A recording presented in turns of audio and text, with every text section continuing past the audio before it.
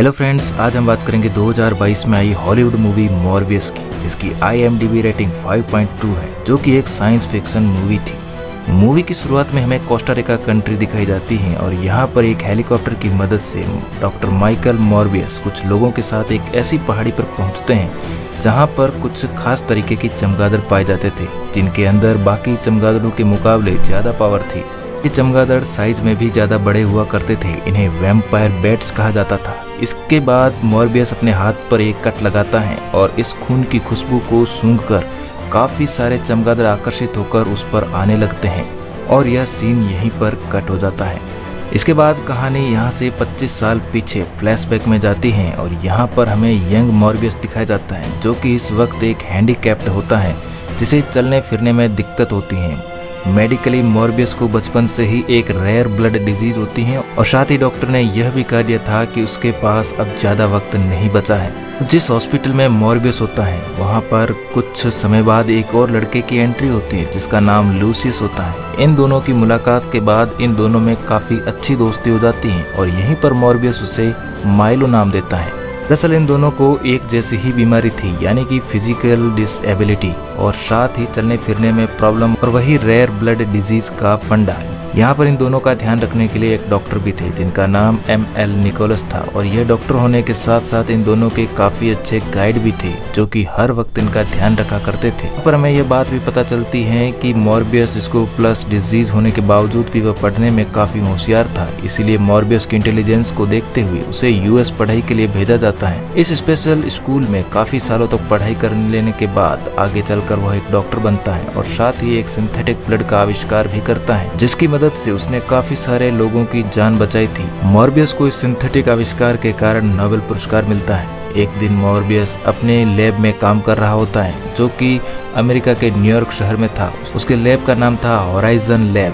Basically Morbius Martin के साथ मिलकर सालों से अपने इस ब्लड डिजीज को ठीक करने के लिए उस पर कुछ एक्सपेरिमेंट करता आया था, और आज फाइनली काफ़ी सालों की मेहनत के बाद उसे एक छोटा सा तरीका मिल गया था, जिसमें वह वैम्पायर ब्लड के DNA को ह्यूमन DNA के साथ मिला देता है और इन दोनों की हेल्प से एक सीरम को तैयार करता है। मॉर्बियस को विश्वास था कि यह सीरम उसकी फिजिकली डिसेबिलिटी को खत्म कर देगा। एक्सपेरिमेंट को कंप्लीट कर लेने के बाद वह इस खुशखबरी को अपने बेस्ट फ्रेंड माइलो को भी शेयर करता है, और यहाँ हम माइलो को देख पाते हैं, जो कि काफ़ी अच्छी फैमिली से बिलोंग करता था। और साथ ही खास बात यह थी कि आज तक मॉर्बियस अपने जितने भी बड़े बड़े एक्सपेरिमेंट किए थे, उन सब की फंडिंग उसे माइलो ही करता था। वह माइलो को बताता है कि उसने एक ऐसा सीरम बनाया जो कि उसकी फिजिकल डिसेबिलिटी को कम करने में उसकी हेल्प करेगा, लेकिन वह एक्सपेरिमेंट हो सकता है कि खतरनाक हो जाए, इसीलिए वह उसे करने के लिए काफ़ी दूर जाएगा। इसके बाद सीन शिफ्ट होता है इंटरनेशनल वाटर में, जहां पर एक शिप की मदद से मॉर्बियस मार्टिन के साथ कुछ किराए के गुंडे भी अपने इस एक्सपेरिमेंट को पूरा करने के लिए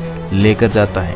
अब समुद्र के बीच में वह वक्त आ चुका था जब मॉर्बियस अपना एक्सपेरिमेंट अपने ऊपर करने वाला था, जहां पर मार्टिन उस सीरम को मॉर्बियस की बॉडी में इंजेक्ट करती है, लेकिन यहाँ पर तो इसका उल्टा ही रिएक्शन देखने को मिलता है। धीरे धीरे इंसानों वाली बॉडी एक दरिंदे में बदलने लगती है। मॉर्बियस की पूरी तरीके से हालत खराब हो जाती है और वहीं पर मॉर्बियस एक ह्यूमन से एक वैम्पायर बन जाता है। यह पूरा का पूरा प्रोसेस काफी ज्यादा पेनफुल था और हर जगह उथल पुथल मच चुकी थी। इस वजह से वहाँ काफ़ी सारे लोग अपनी बंदूकों को लेकर अलर्ट हो जाते हैं, और जब मॉर्बियस उनके सामने आता है तो ये सब उसे देखकर डर जाते हैं और उसी के ऊपर गन फायर करना स्टार्ट कर देते हैं। इस वक्त वैम्पायर बना मॉर्बियस बिल्कुल भी अपने कंट्रोल में नहीं था।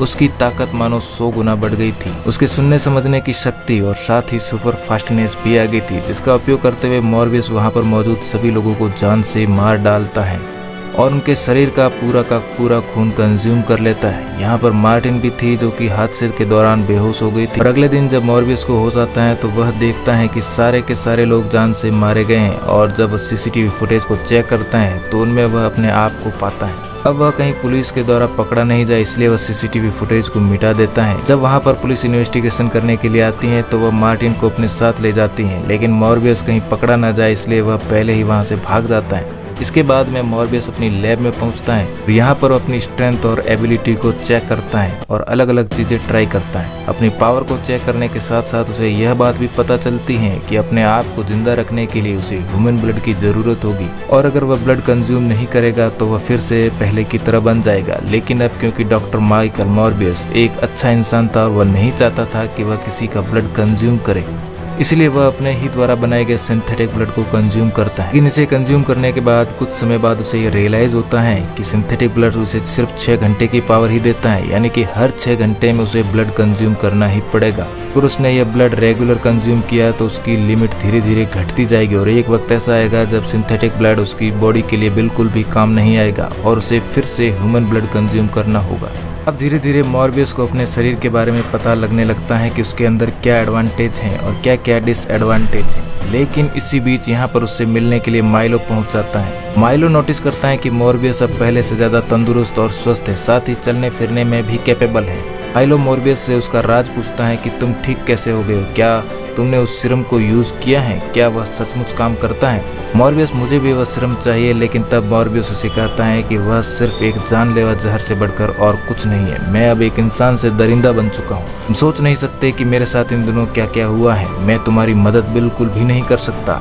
इन दोनों के बीच काफी झड़प भी होती है। माइलो उससे बार बार उस सीरम को देने के लिए कहता है, लेकिन मॉर्बियस उसे वह सीरम नहीं देता। इसके बाद में माइलो वहां से निकल जाता है। कुछ देर बाद में मॉर्बियस को यह पता लगता है कि उसकी लैब में काम करने वाले किसी एम्प्लॉय की डेथ हो चुकी है और डेथ के बाद में उसकी बॉडी से उसका सारा खून कंज्यूम कर लिया गया है। जब पुलिस इन्वेस्टिगेशन होती है तो वहाँ पर पुलिस को मॉर्बियस पर शक होता है, क्योंकि ऐसा एक्सीडेंट उस जहाज पर भी हुआ था, क्योंकि मॉर्बियस जहाज पर मौजूद था। इस इंसिडेंट के बाद में मॉर्बियस को यह भी लगने लगता है कि हो सकता है कि जब वह अपने दरिंदे वाले फॉर्म में होता है तो उसी ने ही अपने एम्प्लॉय को जान से मारा हो, क्योंकि जब भी मॉर्बियस वैम्पायर बनता है तो उसके शरीर पर उसका नियंत्रण नहीं रहता। और इतनी सारी बातें क्लियर होने के बाद पुलिस मॉर्बियस को पकड़ने आती है। मॉर्बियस पुलिस से बचकर भागने की कोशिश करता है, लेकिन जैसे तैसे पुलिस उसे पकड़कर जेल में कैद कर लेती है, जिसके बाद उसे पुलिस स्टेशन में रखा जाता है।